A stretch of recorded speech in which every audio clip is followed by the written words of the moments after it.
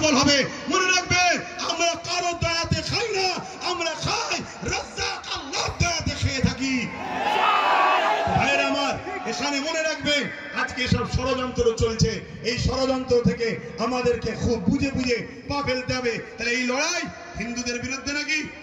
আদিবাসী, সাঁওতাল, বাগদি, খ্রিস্টান না, কোন ভারতীয়দের বিরুদ্ধে লড়াই নয়। এই লড়াই সংবিধানের পক্ষে, সংবিধান মিটানোকারী কেন্দ্র সরকারের বিরুদ্ধে আমাদের এই লড়াই।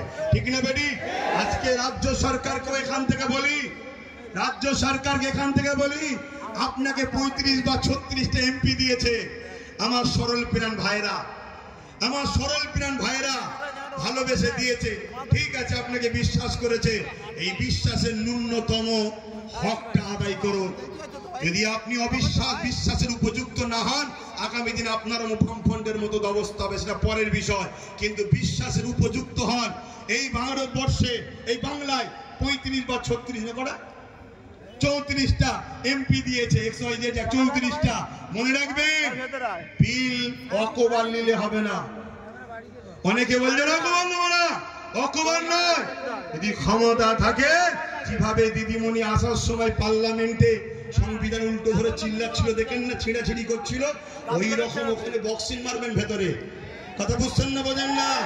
শেষবার চান্স দিচ্ছি, শেষবার চান্স দিচ্ছি। এই লড়াই সংবিধানকে